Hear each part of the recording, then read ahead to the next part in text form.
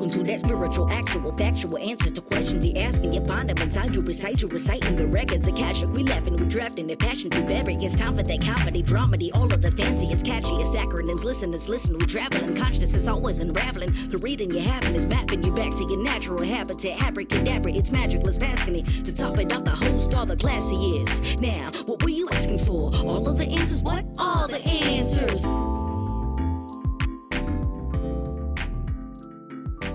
I just thought of this. I think it would be funny if there were a spiritual leader named I Hope Not Khan.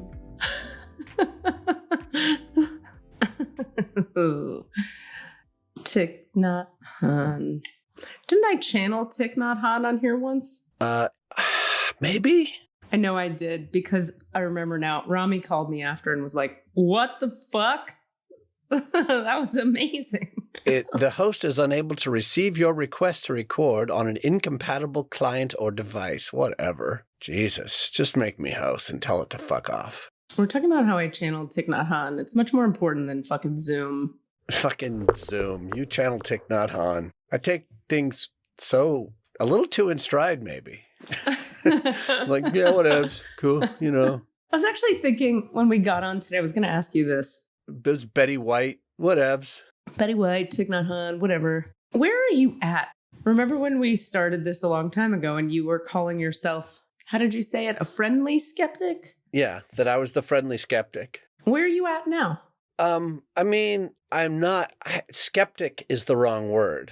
Yeah. Now, I would say. I'm the friendly, sure. What does that mean? It means, I know that sounds really dismissive, and I really literally do not mean it that way. It means whatever knowledge and wisdom comes through those channels that are in existence through you, I'm 100% embracing of. I'm like, fuck yeah, that's awesome. Yeah. Because my experiential brain still doesn't wrap around that it's, quote, this is the hardest word, actually happening, doesn't fucking matter to me. That's where I have to let go, because I can't go, I 100% know that what is happening is that you are talking to the dead brain of Thich Nhat Hanh. That's not what it is. Because I can't conceptualize that because I don't have that experience. Right. I see. Right. You can't experience it directly. So you can't 100% say, how would you? Yeah. So I go with it. Oh, that's so interesting. So belief, maybe I believe it. I don't not believe it. Ooh, this is getting real like dicey, like where I'm, yeah. So it still actually makes me the friendly skeptic, I think, actually, to a certain extent. You can feel free to speak the truth because weirdly, because we have so much time in this game together, I don't feel judged by you and I don't feel dismissed by you. I feel like you show up here and listen so open-heartedly and care and try and receive. So like, I could never fault you for wherever you stand with it because you're so generous with how you hold it. Thank you. In practice. Thank you for saying it that way. My pleasure. Yeah, I am often envious of a more fully visceral experience of the greater wow-ness of it all. I have this conversation with Denise sometimes. Where she'll be like, do you think I'm insane? Yeah, yeah. Because the shit that she says is very similar to the shit that you say, experiences she has with whatever, with things and parts and pieces and trees. Totally. Oh, yeah. Sorry, my sound is not working in my own ears, so it's annoying. So I'm trying this, but that's probably too much, huh? It's sexy. Hey, Cassidy. Yeah. You want to talk about God? No, I just sound like a dying cowboy. I'd like to talk about God. You want to talk about God's jizz? Sorry. So Denise and you will talk and I'll just say like, no, I don't think you're crazy. I don't exactly know what you're talking about sometimes, but I don't think it's nuts. I think it's an experience you're having and the results, and what is, I'm someone who definitely measures things by what comes out of it. If you were channeling and I felt like the stuff you were channeling was damaging or hurting or in some way Like, I don't think that's okay. Then I'd be like, well, if you are channeling, you're possessed by an evil demon, and I don't think that's okay. Or you're insane and you've gone crazy and you're hearing voices and they're telling you to, the Twinkie defense. They're telling you to murder somebody. Mm-hmm. That's where insanity would come into it, and in the bad way. That's the Twinkie defense? The Twinkie defense had to do with somebody killed somebody and then they'd eaten too many Twinkies, but that was what made them hear the dog tell them to. Maybe I'm smashing up two stories. Wasn't it around, what's his name? Harvey Milk. Wasn't that the Twinkie defense? The guy who killed Harvey Milk, maybe? You know what's ironic about that is milk is delicious with a Twinkie. Shit, that's bad. That is irreverent. Anyway, yeah. So, point being, I wish I had some of the... You're looking up the Twinkie defense? Yeah. I wish I had some of the more direct experiences. Yeah. Of belief, that would allow me to just totally go like, yeah, that's totally happening. Instead, I just go, cool, that's happening. Yeah. So I would say that, like, you would want direct experiences of the divine that would then create belief. Yeah, exactly. Yeah. Rock on. Instead, I have direct experience with divine wisdom via you. Right. That has been transformative and utterly shaping of my life and others. So, like, what's to fucking look askance at that? Like, why resist that? Yeah, I love that. That's cool. Yeah, I guess it's like the proof is in the pudding kind of stuff. Like, if it works, and I always squeeze off. Can I just tell you that my love affair with this dog, while you look up the Twinkie defense, grows stronger every day. Aww. Like, I honestly don't think I've ever experienced.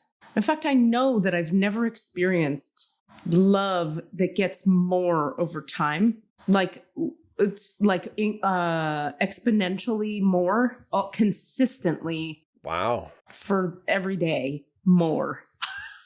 I don't think I even knew what that would be like in a human body. But the Squeezo Dog has taught me what it is. And then I was listening to an episode of Armchair Expert, and Dax Shepard was saying, I think people who are really into their dogs must have had a certain kind of relational trauma in childhood that means, like, you only feel safe receiving love from an animal, not a human. Because that's unconditional love, and you have no other model for unconditional love. Right. And yeah. So I'm like, he's right. I think he's right. I think, like, there's a safety in the love of this animal that is, it's just emanating from her, like you said, with no conditions and with she just is the energy of love. And then her face happens to be cute to me. So the combination of liking what she looks like and the love emanating out of her, I'm just in love with her. It just gets bigger every day. Yeah, that's awesome. Do you have that with anything? Have you ever experienced that?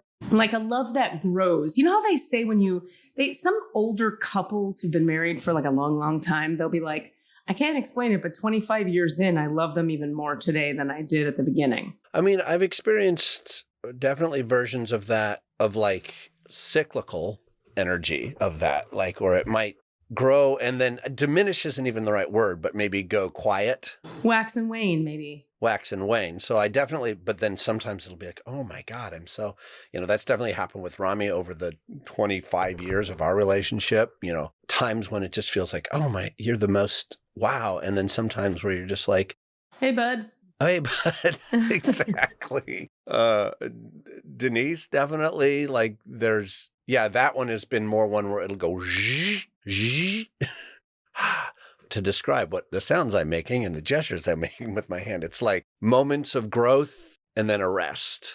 Yeah. And then more moments of growth and then a long rest and then another. But those are usually based on challenges or experiences where you're like, you run it up against something, or you're quiet for a while and then you realize you've run up against something and then you engage with it. Now you can't do that with a pet. Exactly. You don't have those same, like, we need to talk. Except, do you have difficult conversations with your? Well, yeah, because I have thought about this actually, because there's a lot to negotiate all the time with her. She comes with me almost everywhere. So like sometimes I'm in a hurry, and I got shit to do. And I'm living this human life where there's time limits and stuff. And she's like, let's just smell this flower for 20 minutes. And so I have to like, come on, squeeze, come on. And then if she doesn't listen eventually, I'm like pulling her on a leash and I feel bad about it because if I were being pulled on a leash, I'd be like, fuck off to the person pulling me.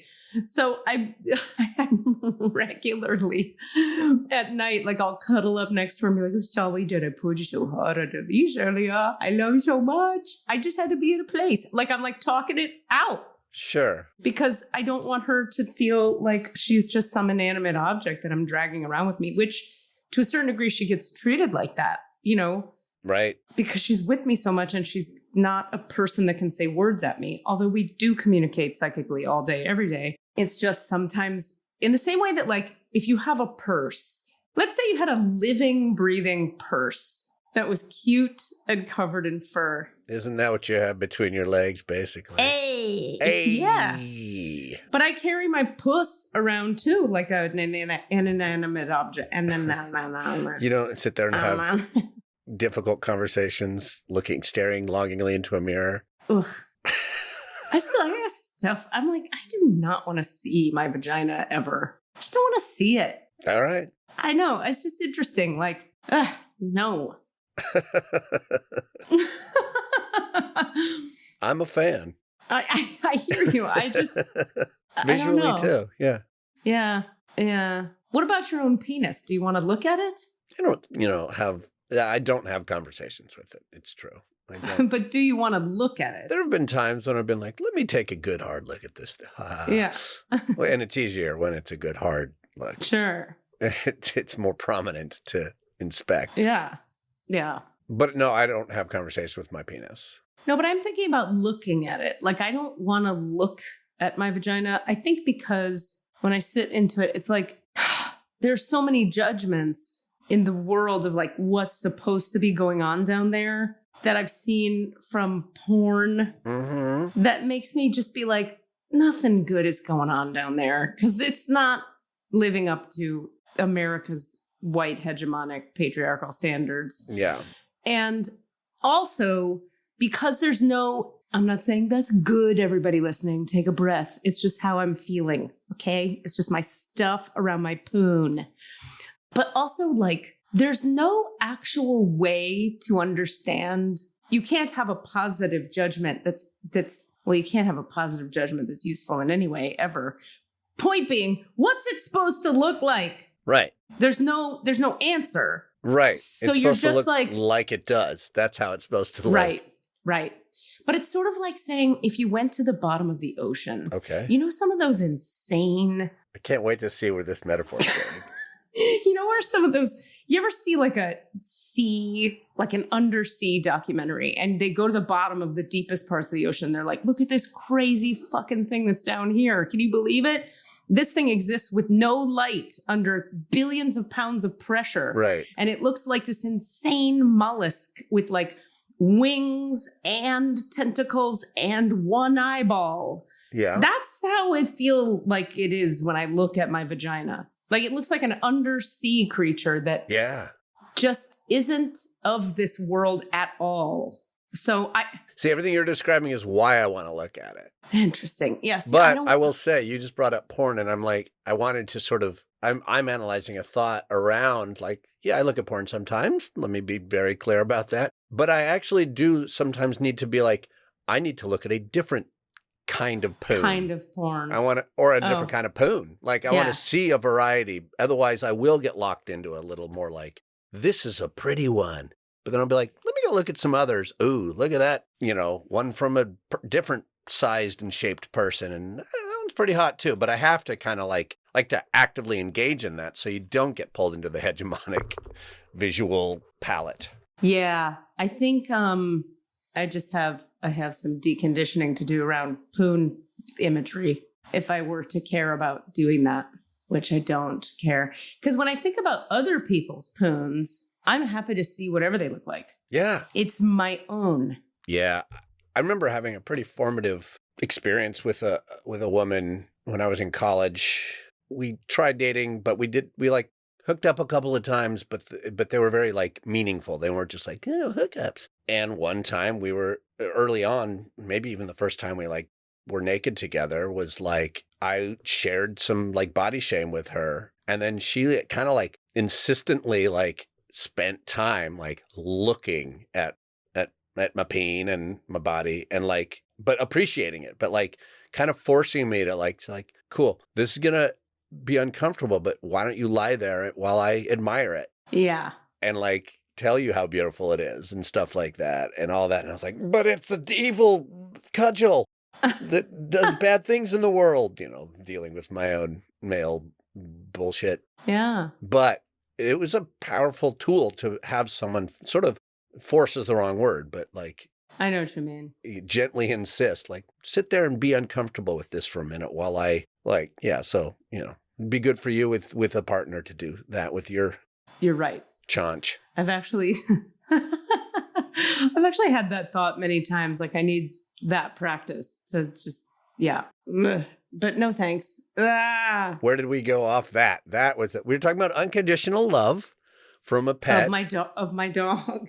And that led us to unconditional love of your... Of the chaunch. Of the chaunch. Of your chaunch. Not... I mean, I have unconditional love for chaunch in general, but I need you to love your chaunch. My chaunch. Well, what will happen to you if I never love my chaunch? My life will be slightly diminished. No. Because I'll be aware of a diminishment in someone I love. Oh, boy.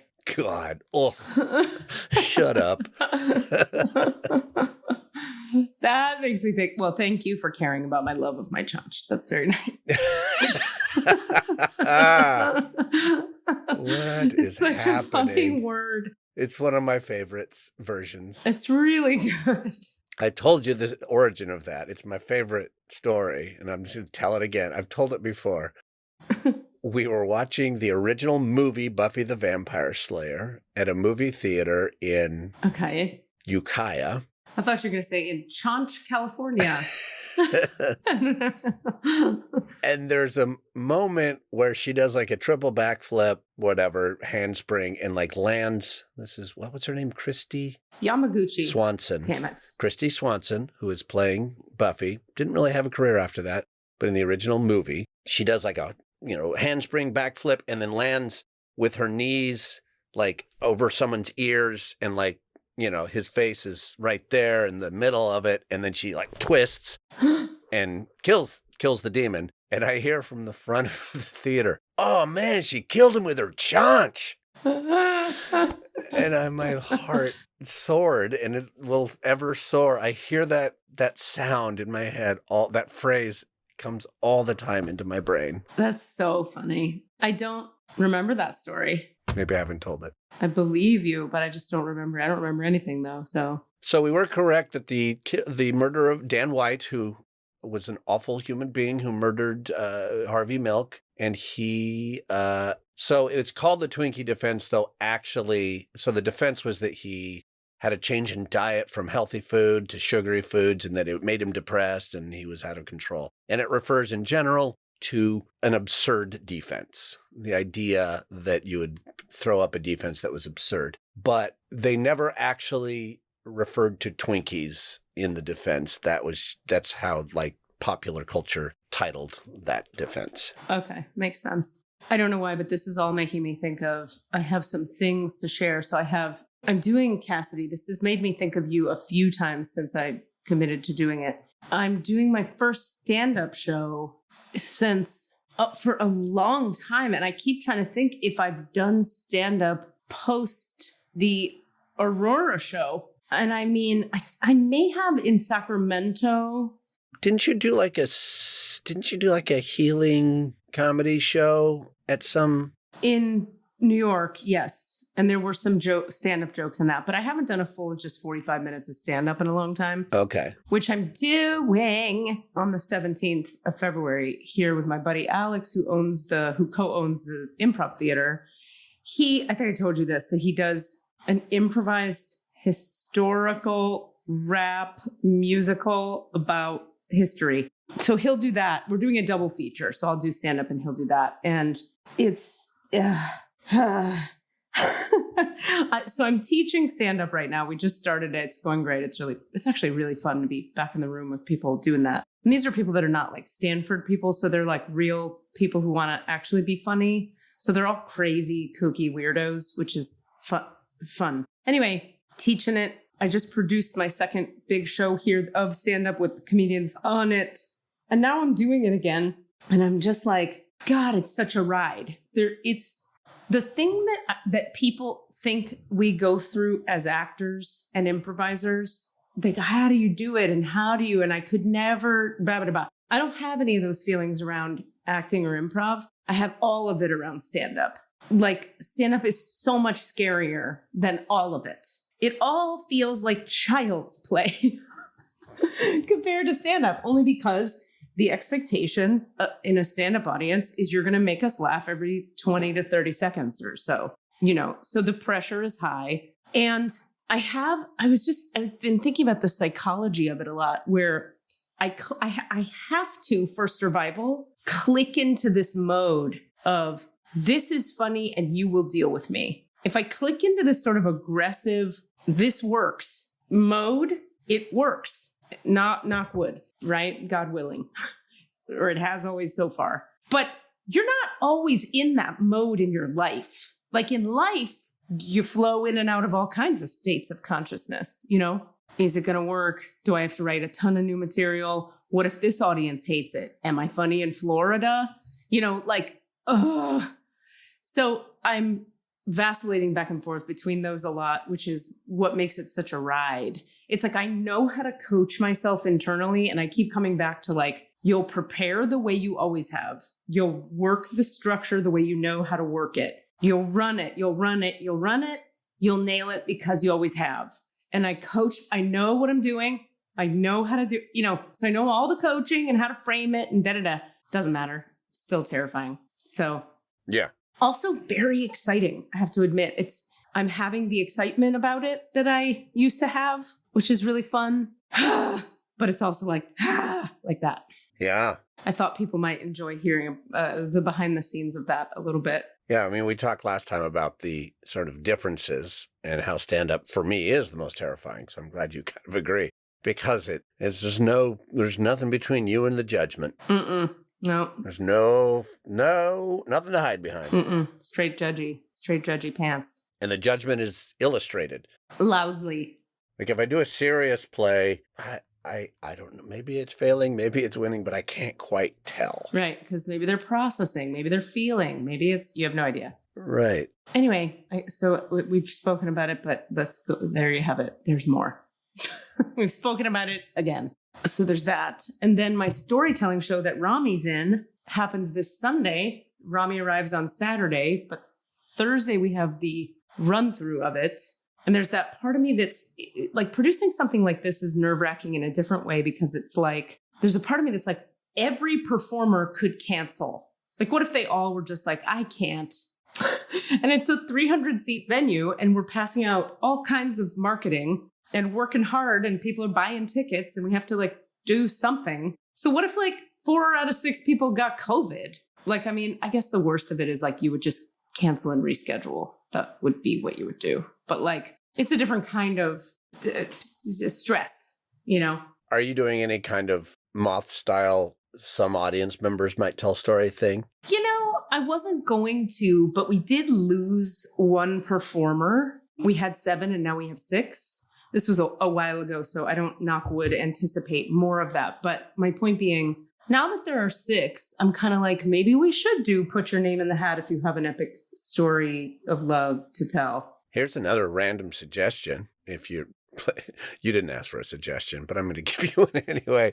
Some sort of just audience interaction time when you, like, between each one, you, if you're the host, like, comes up and goes, who's got a story, like literally a 2-line thing. And, like have someone like just a prompt with a response. So a little, basically stand up crowd work for a moment. Yeah, that's fun.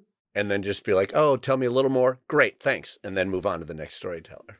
Just to pad out the time a little. My only challenge with that is because this, you're right, and maybe I will do that. I like that idea. I would have to get my head in the right space, because when I start audience riffing, it can be real stand-up comedy-y, Yeah. which can be mean.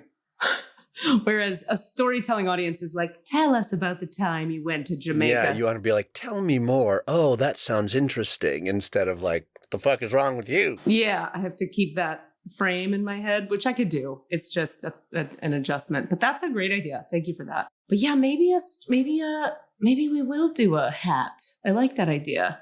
Yeah, and you'd given them, you could do 2 of those and have them only do 5-minute stories or something. Yeah, something like that. Who's my puppy? Okay, so anyway, that's that. I got distracted by my love of my dog. Is your Poppins show closed? No, we have one more weekend. Jesus, still going. All right. I know, right? It's Friday, Saturday, Sunday. And then after the matinee Sunday, I race across town to do the storytelling show Sunday. So that's going to be a nutty day, but a good day. So we're trying to get some people on, some other actor friends of ours. We had trouble getting Aaron, Mailing, Smith, Connor, Jamal, Malcolm, Jamal, Warner Brown to come on. How many names does Aaron have? She just has a first name, a hyphenated middle name, and a last name. So 4 names. Yeah. Aaron, Mailing, Stewart. Mailing could be thought of as one name, but yeah. Oh, I thought there was one more. My bad. I thought it was Aaron, Mailing, Smith, Stewart or something. Maybe. Not that I know of.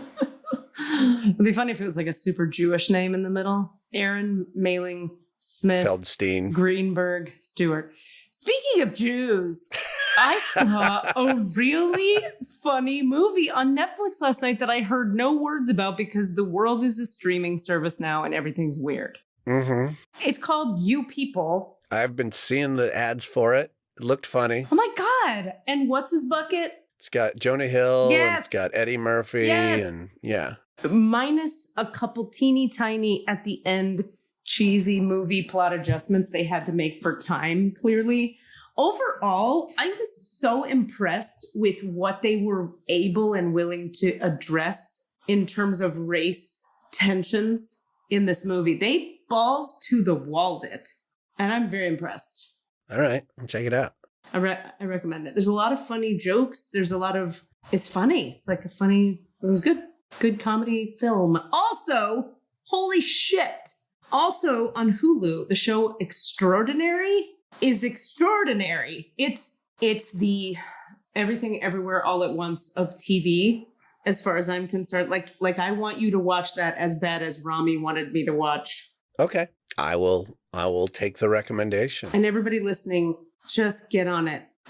It's so good. It's both funny and touching and also otherworldly. Everybody has kind of like a power. Is it a fiction show or a documentary? I thought it was I was thinking of a different show, I guess. Yeah, no, it's like a comedy. For me, also on Hulu, and I've been titrating my watching of it because I didn't want it to be over, is Reservation Dogs. It's an FX sitcom, which means it's edgy. It's a sitcom with real meat on the bones, but it's also a comedy. It's takes place on a reservation, and it's an all indigenous written, directed, led cast. It's all young people in the main roles, and they're phenomenal. They're so funny. I'm writing it down. But in a last episode, I just sat there and cried. I was like, okay, you got me. Because they do a lot of stuff with the spirit world and stuff, but it's done with both heart and total irreverence. There's like this, very cliche idea of a spirit guide who keeps appearing to this one guy, but he's super funny and super ridiculous, like coughs every time he does a war whoop and stuff. And it's so clearly written and created by the people for whom it is, it's not like me looking out and making an Indian joke, it's like folks laughing from within their own experience. And it's a good show. So Reservation Dogs. Wrote it down. Just emailed myself about it. All right. Nice job. Yeah. No, I need to if I don't write it down, I finally was like, you know what? I'm going to start writing down every TV and film recommendation people give me because. Otherwise they just. I'm laying in bed with the laptop ready to go. And I can't remember a single thing that's happening. And there's 5 million shows on. And I can't pick anything because I'm like, all I see is the same Netflix show that Netflix always shows me. Another one that I think you would like. I just started watching the first 2 episodes. It's called called Poker Face with Natasha Lyonne. Oh, I just saw the promo for that. Yeah, it's kind of like Natasha, but it's on Peacock, so I'm not sure if you can see it if you don't have Peacock, but Sure. it's totally, she's just basically like, it's Columbo meets, I don't know, Kung Fu, because like he was traveling across the land and having adventures in different places all the time. She's a human lie detector, and she's Natasha Lyonne being Natasha Lyonne, who's just like... Oh, that's fun. Yeah. That's very fun. Just like New York-y, like, what are you going to do? I don't fucking know. She's delightful that way. But she does the Columbo thing where she like leaves and then comes back and goes, I was just wondering, did you see the... Okay. I don't know. Okay. It's very funny. Very Katie, too. Very Katie. Oh, I can't wait. Okay. So we were talking today about, since it's the new year, what we haven't really acknowledged the new year yet. Oh, yeah. Yes. That maybe we do just a New Year, New You reading. Oh, I love this idea. That just says, hey, to our listeners, we're going to open the records and just, I don't know what the question is, but maybe we can come up with one. I do. Good. I think that's great. Here's what it's going to be. It'll be an homage to Teal Swan, my favorite current working consciousness teacher. I'm going to adjust my chair so we can do this well, because as you can see, I have all the blinds lights on my face. Yeah, I've been enjoying it. Oh, good. The weird stripes occurring across your whole body. In one of my 3-card spreads this week, I called myself a light zebra. You totally are a light zebra. Hey, while you are adjusting, stop talking and saying interesting things because I have to pee. Urination. Okay, bye.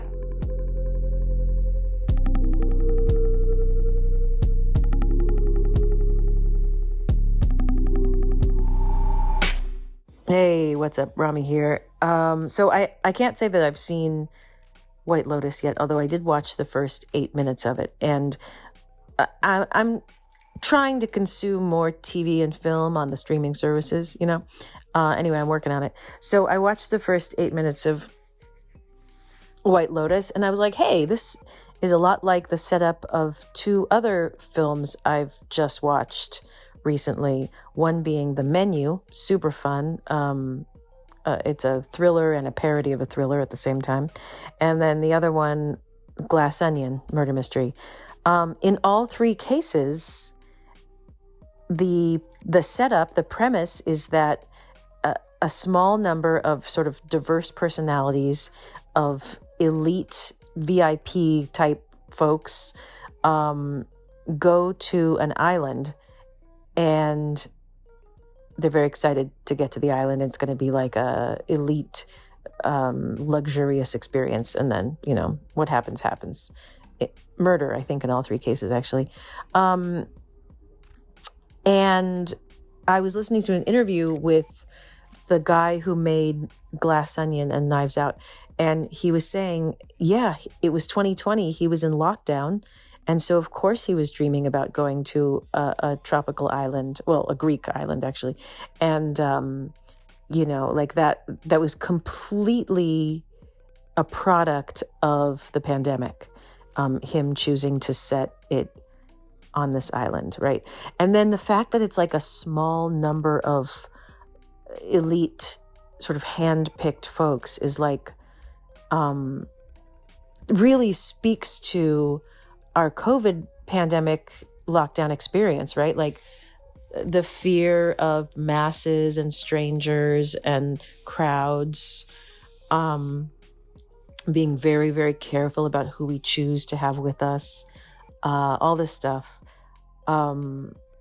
makes total sense. And even the fact that there's murder, right? It's like, well, in 2020, we were aware of so much death all around us. And so these other 2 things, I'm assuming, were also made, were also products of the pandemic. And like I said, I haven't consumed that much media, but I'm working on it. So how many other things out there are made during 2020 that are about a bunch of rich people going to an island? I'm curious. Rami's rules. And we're back. Well, hello. All right. So okay. We're going to make this, in a way, an honoring of and an homage to Teal Swan, who she does a prediction for the coming year every year on the tubes of you. And I think we'll do our own version of that. We'll do the Akashic Records, Katie Rubin version of that. Now, I don't remember what the fuck she said in hers. So luckily, I don't think I can be unconsciously influenced, although who knows? But I have a pretty tough unwillingness to be influenced. So we'll be good. Okay, let's do this. I think, let's see here. Shall we open the records of the collective? No. Shall we open the records of consciousness? Yes. Okay. And you'll talk about humanity. You'll talk about whatever we want to talk about. Okay, great. All right, let's do it. All right. Let me get nearer to the mic again. Can I move that thing? Okay, I think we're good. You can hear me fine, right? Yes. Okay.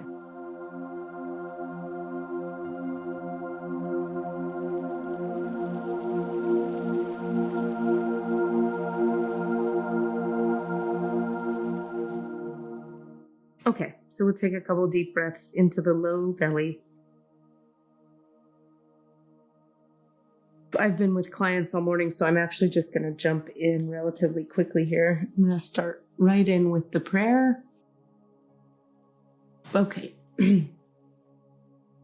All right, and so we do acknowledge the forces of light, asking for guidance, direction, and courage to know the truth as it is revealed for our highest good and the highest good of everyone connected to us. Holy Spirit of God, protect me, please, from all forms of self-centeredness and direct my attention to the work at hand.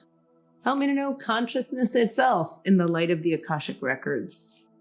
Help me to see consciousness itself through the eyes of the Lords of the Records, and enable me to share the wisdom and compassion that the masters, teachers, and loved ones of consciousness have for consciousness. Okay, so as I anchor into this space, or as I start to do this here and feel these awarenesses, the first thing is they're talking about, it's sort of like, it's funny to open we've talked about this before, but it's here, so I'm going to say what's here. The idea of the records of consciousness is almost like you go smaller than consciousness to go into the records, so that you have a lens through which you can hear consciousness talk. So it's sort of like going through a small thing to get to the biggest thing that there is. So it's almost like putting a limitation. It's like I have to move through a limited portal to see the limitlessness of everything. And they find that entertaining, as do I. But that's because of my human form. It's also because they want me to acknowledge I have a vigilance around integrity and not just, because, a lot of people speak on behalf of consciousness, just off the cuff. And I have a thing where I'm like, let's be sure. Let's put as many measures in place to be sure. Oh, there's something happening here. Yeah, so that I don't just tell you things from my own filters or claim to be more awake than I am, as an individuated ego mind. And there's a response about that. They're like, look, you're pretty damn awake, Rubin. And you do well for the sake of others and yourself to be as vigilant as you are around this for the sake of cleanliness, integrity, alignment, truth. So there's an acknowledging on both sides of that. Ugh, this energy is really big. Give me just a second. So I know that consciousness knows everything all the time, every second. So you already know what I'm asking. And I know this also because it's already responding to the internal question. But I'll state it formally, which is to say, we're looking for any insight you have for us about what's coming in 2023 for humanity, for the collective consciousness of humankind, for those of us living on Earth. I think I'd like to ask specifically too for the light workers. So kind of any and all info you can share with us about what is 2023 about for the collective? Oh my goodness. Okay. The yawning, undoing, and all this adjusting is me in my smaller places expanding to be able to receive all this awareness.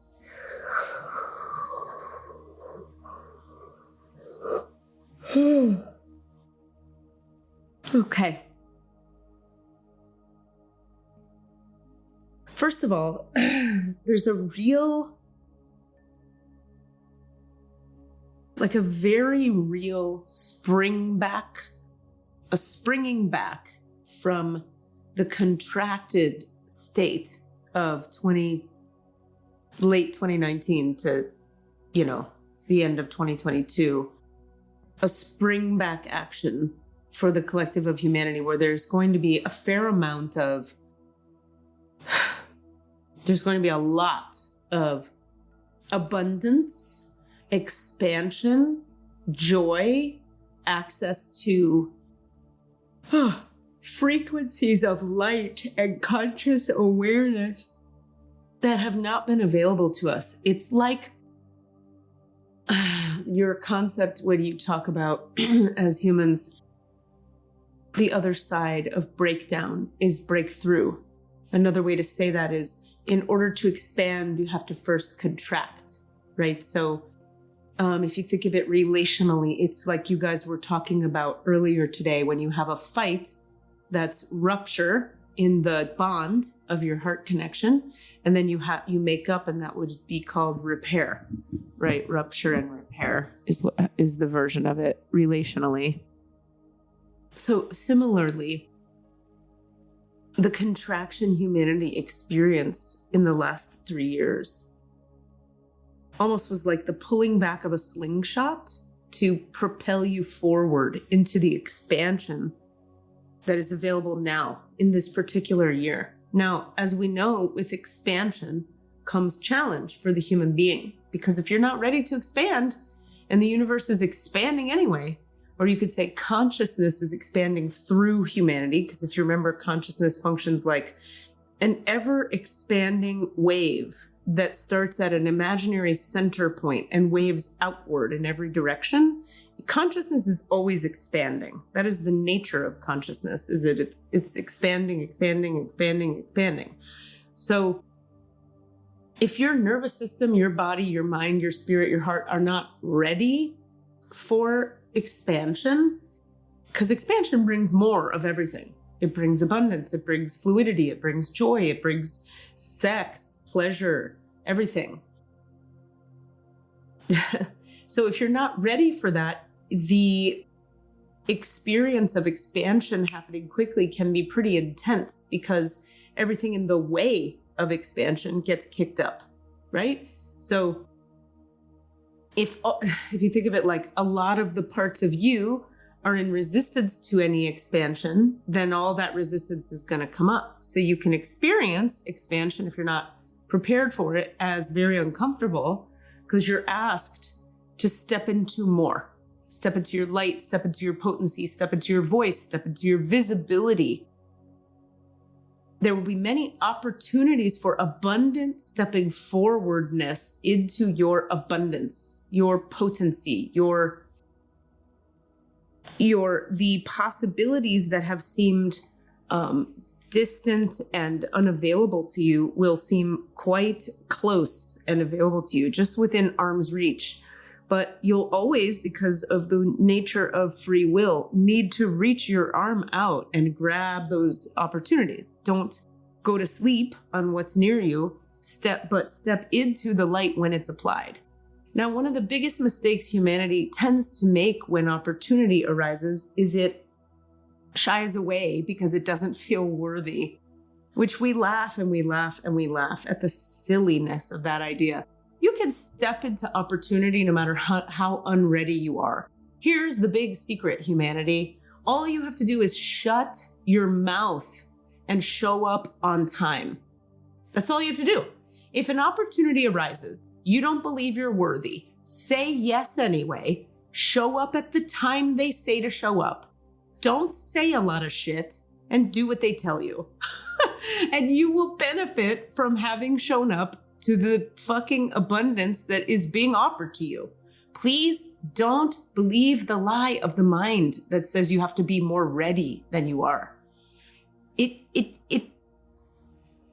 think of it this way. Any opportunity that shows up in front of you that you shut your mouth and just show up on time for and just do what is required of you in the moment, you get to go home later that night and collapse on your couch, call your best friend and freak out, scream and cry, laugh and dance, shit yourself, say you don't deserve it, whatever you want. But just go, show up on time. That's all you have to do. Woody Allen, right, was the prime example of this. This is a man who has healed almost nothing in himself. And who showed up. He talked openly about this. He said, what did he say? 98% of life is just showing up. He's right. So show up, because you'll be offered a lot of abundant possibility, opportunity, doors opening. Also, please, humanity, if you could, don't resist or say no to abundance when it's handed to you out of some weird nobility claim. I'm too noble to take this beautiful gift. That is not true. That's not correct. If you deny the expansion the universe is trying to hand you in the name of some noble reason, you are limiting the amount of noble things you could do in the future. You know who you are. When I'm saying these words, you know if these words are relevant to you. If this doesn't feel relevant, don't listen. Not all of this is for all of you, okay? This is just whatever. If it's relevant to you, it's relevant to you. Okay. There's this really bright golden light. What is that? Sort of like I guess they're showing me the frequency of the expansion that's available is like the frequency of gold. You know, gold as a mineral is highly valued on this planet. The expansion that's available for humanity is like gold. Step into the gold. All right, what else can you share for us about what's coming for humanity in 2023? Yeah, there's some stuff about nature, animals. Nature and animals, the animal kingdom. There will be some challenges in a pretty big way in terms of certain species not being well and certain species choosing kind of consciously to maybe be all done with Earth. Thank you very much. That being said, there will be expansion in the realm of technological advancements in the green movement. The greenification of the world is going to rapidly increase, despite and also partially fueled by the challenges we will see in nature and the animal kingdom. Will it be enough expansion in the green field or demise in the natural world and the animal kingdom to wake enough of humanity up to make the sea change we need to make to do well by the planet? No, it will not. Not this year anyway. But there will be, you could sort of see it as an interesting unfolding of two opposing energies. A lot of expansion in the green industries alongside of a lot of contraction in the natural world. So both taking place at the same time. Do they even out later? Yes. 24, 25, 2024, we'll see more alignment between the natural and 2025 and 2026 and 2027. We'll see more alignment between what's happening in the natural world and what the humans are doing. That's nice to hear. What else can you tell us about what's coming in 2023? Well, Cassidy, could you ask some questions? My mind has gone blank, I feel like. But what's coming in 2023? Just connecting with you, I get, is so politics is your being is like, what about politics? Like, what about race relations? Oh, that's funny. That's not where my mind was, but my heart might have been. Yeah. Yeah, it's your being. It's like your energy. So, okay, let's look at that for just a second because it's here. Boy, I do not know how to put words around that. So like, let's see if I can just start. So you have the people who are fully asleep around race and judgment, right? Like just racist people who don't even care to try to be anti-racist. And then you have the performatively woke people. And then you have a kind of middle place where there's going to be a kind of meeting of the two extremes, like the Antifa thing, and then the other end of that, the KKK, right? Like the two extremes of whatever that is, there is going to be a kind of spinning off of the edges of that to blend it into a kind of middle ground, preferred growth spurt for humanity around. It's like you could put it like this. You will move forward about 20% as a collective in terms of actual, giving a shit about each other as equals, actual equality, actual unity consciousness, actual everybody deserves everything. You know, people are not inferior. Nobody's inferior to anybody. We'll move forward 20 to 30% on that, which is, you have to think about, a lot for humanity because of how slow it can feel and be. Let me feel into your energy again, Cassidy. Okay. I have a question, sort of, it's more about sort of how to hold. You were talking earlier about like how best to show up for abundance and stuff like that for some of us. But it's maybe too broad a question, but I'll just say it. How to, as this year's challenges and abundances show up for us, how best to sort of hold ourselves to face them, to receive them, to do battle with them, to grapple with them. Like, it's almost like, what's the watchword for the year? Okay. It's back to the thing before. It's show up. Okay. So, but here's what we mean. It's like somebody offers you something. They roll out the red carpet for you. You're not sure you deserve it. You're not even sure it's a good idea because of reasons. Show up anyway. And then in the showing up, you'll be given plenty of opportunities to work through your stuff around it. Okay. But what happens this year is so expansive that the worst thing humanity could do would be to do what it always has done, which is shy away from the light and the expansion out of not feeling worthy. And does the same go for the challenges, like the stressful things that are freaking us out and getting in the way? Not the internal struggle with, do I deserve this, but the shit that comes flying at you and you got to deal with. Oh, like, for example, what do you mean, for example? Oh, that's a great question. people losing your job or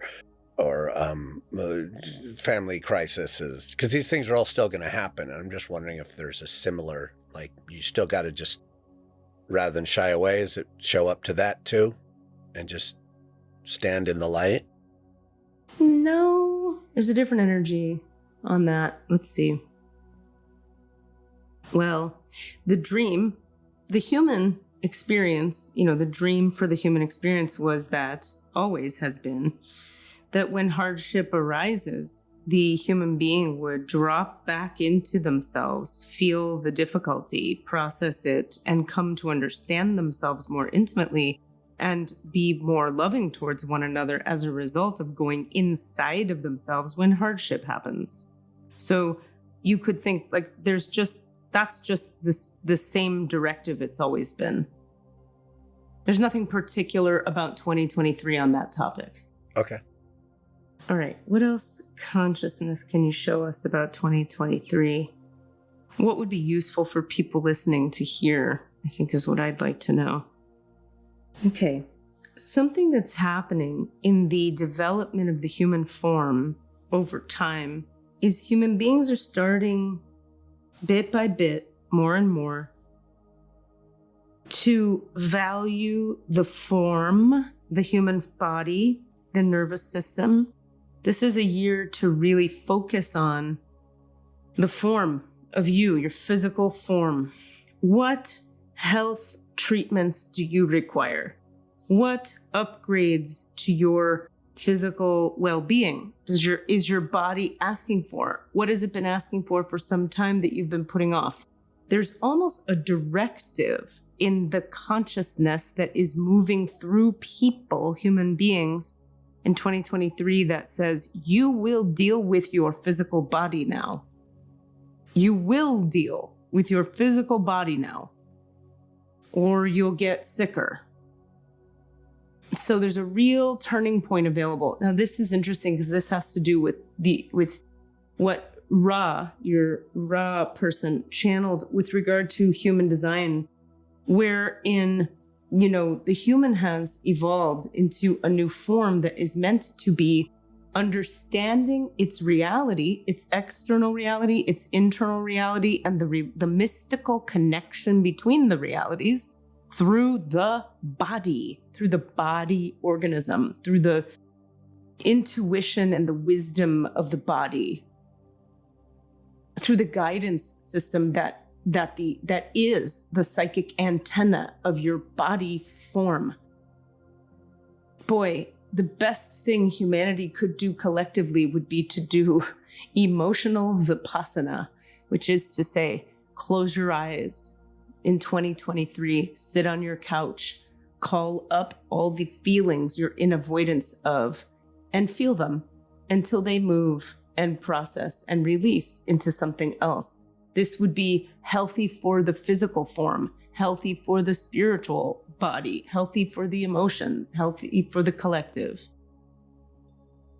And there's a directive now to understand from consciousness, for the human to understand it's the absolute samery of body, spirit, being, feelings, form, God, mysticism, consciousness. It's all about embodiment now. This is cool. There are forms coming in now already, and more coming, particularly 2026, 2027. It gets really ramped up. Forms of human beings arriving who will function so differently than how the majority of you function now. You will be stunned and amazed. Ra spoke of this, and we give it to you now in the following framework. The cataclysmic leap forward in consciousness that the Earth took a few years back, her consciousness itself evolved so quickly and so rapidly and so much that it made this planet habitable for a more advanced form of human being. Frankly, the gap in consciousness between Gen Z and the boomers, okay, is what it is in fact wider than the gaps between similar amounts of time apart generations in the past. It is a wider gap. Gen Z is actually weirder, more awake, more evolved, more in their body, more of the light, like a lot more than Gen X and the boomers and Gen Y and all that. After them comes a race, or you could say, or a layer of humans that are, you're not going to know what to fucking do with them. You're going to have no idea what to do with them if you're still functioning from anything really of the old world, any logic systems, any anything other than just pure consciousness, which, you know, a lot of people don't. So that's going to be a real shakeup in a couple years, but we speak of it now because the expansion we're speaking to of 2023 that is available for each of you, we would highly encourage you to lean in. Remember, because so that you're in preparation now for what's coming in 2026, 2027.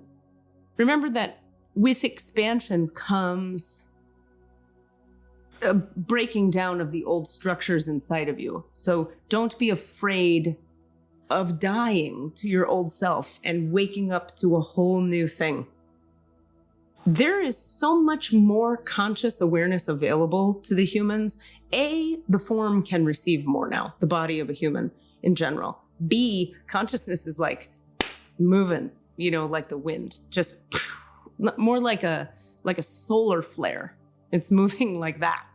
So shit, you know, you're going to burn up the old and evaporate everything you were and become the new, or just die in the process.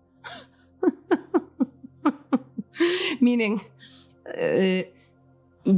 if you resist, right, and become married to your egoic notions of self or your identity attachments that keep you stuck, you're going to struggle a lot more and have a lot more pain as this expansion occurs. So, you know, we would recommend being supple and receptive. So I'm just asking, is there anything about like anything else specific? Financial markets or like countries or Russia or anything like that? And they just give me a no. And I've been asking for a little minute here and I'm not sure why that's a no. Oh, they just don't want us focused there. The focus should be, for those of you hearing these words, if you're so inclined and if this resonates for you, on your expansion, period. Remember, okay, one of the structures that's dying is the traditional relationship, romance structure. Man, woman, house, married, children, forever. You're going to see a lot of people's expansion looks like, I can't live in this tiny structure anymore. I have to expand beyond it. Like a huge phoenix coming out of a tiny chicken's egg. This is the collective soul of humanity. You'll see it a lot in women age 50 and older just saying nope. And then the younger generation already just came in saying nope. And so there's going to be a lot of like, no thanks to the structure of that. So we, you know, anyone 50 and older or even 45 and older hearing this, we would pray for you from the depths of the angelic realm that you not judge yourself, that you be merciful if you need to destroy and obliterate the structures you've been living within all this time. Don't be afraid. Of course, we know as we say that, you will be afraid. So be afraid and show up anyway for yourself and your own expansion. Remember, as you expand, you give people around you permission to expand as well. expansion is never a problem. Expansion is always for your highest good. It feels hard in the short term, but it's for the greatest good in the long term. Any questions about this? Well, I'm just think about the people. You say it's not, it's never a bad thing, but then sometimes you will have people that will react to that expansion with their own contraction and anger and which is about their own shit. But it's just interesting to be aware that just because they're reacting does not make what you're doing wrong. No. Yes. Of course not. Correct. Cool. Any other questions? No, I feel like that's a lot to chew on. Okay. Let me just see if there's anything else. No. There's one other, just remember this. It's sort of like, this will be a really great year for the principle of,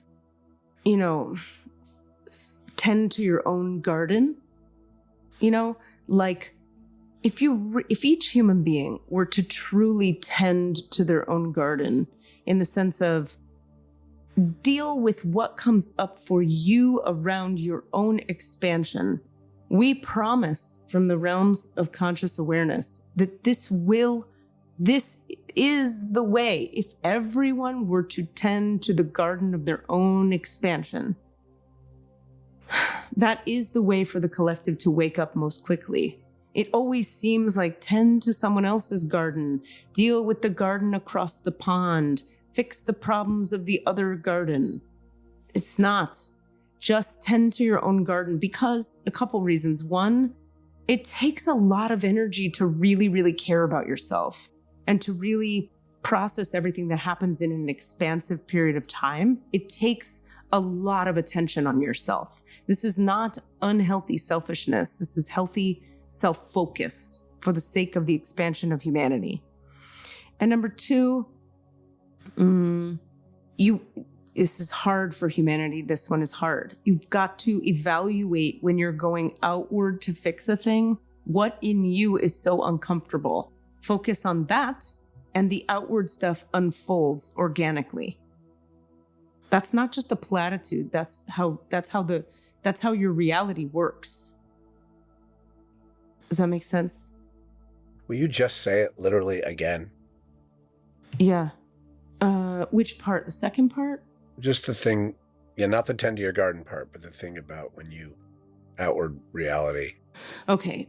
I got lost in the middle. It's very tempting for human beings to go, look at all these problems outside of me. I'm going to go fix those problems outside of me.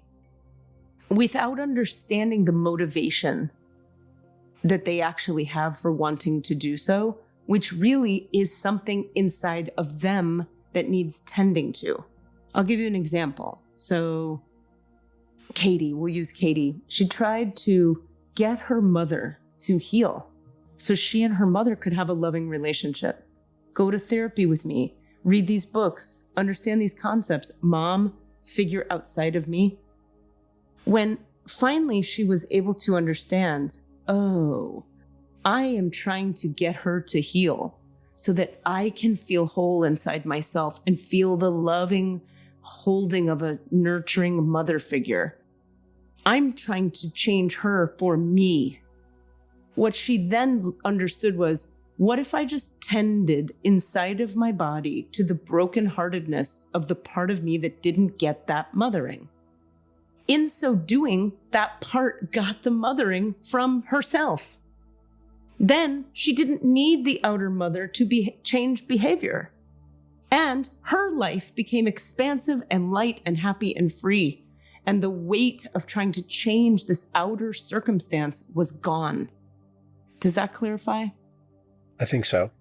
So if you look at, let's fix it all outside of ourselves without ever understanding inside yourself where your heart is broken. And instead, if you were to tend to your brokenheartedness, if everyone did this on earth, you don't believe us when we say it, but there would be magic ripple effects into the external reality. The external reality would fix itself. That's not a fantasy story. That's how the fabric of consciousness works. It's a it's an idea that humans really hate a lot of the time. Hate, and misunderstand. And all we can do is repeat it. So there you have it. I mean, it's funny.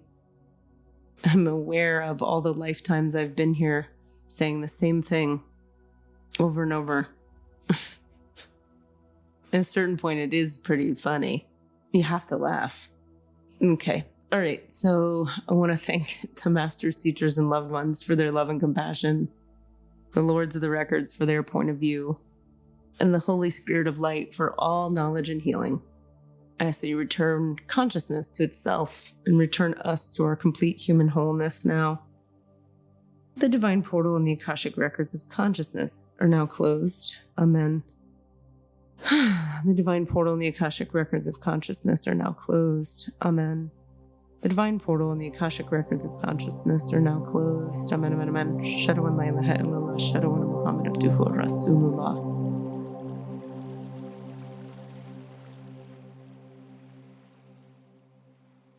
Funny, I watched my blood sugar levels crash during that. That was like burning a lot of blood sugar. Oh, wow. It was so interesting. It was very clear when it was happening. I don't actually feel weak or anything. It was just like, oh, look at that. There it goes. Woo! Yeah, that was cool. Thanks for reminding us we were going to do that. Yeah, that's a good start to the year, even though it's now February. My God. Wow, that was fast. January just... Yeah. Gone. Yeah. Pew! All right, my friend. Yeah, let's do more of this, do more work, and do it all. Okay, let's have some expansive fun, I guess, too. Yeah, okay. That sounds good. And receive it and, like, show up for it. Yeah, I'm down. Show up for the good shit. I'm ready. Let's do it. Because you all deserve it. 100% of all of you. Love you. Love you. Do some more. Do your work. Bye. Bye. What are you asking for? All of the answers? Say what? All of the answers? Yeah, all the answers. Hey guys, thanks for listening. We'd love to hear from you. Please email us with your questions so that we have questions to answer in the Akashic Records. Our email address is allanswerspod@gmail.com. That's allanswerspod@gmail.com. And if you'd like to find us on Facebook or Twitter, it's @allanswerspod, @allanswerspod. Thank you. Don't mind us, Desmond. We're just making out, me and my dog. Mixed and edited by Desmond McNeese for We Mixed It, LLC. Go to whatsoundsawesome.com. And we are back.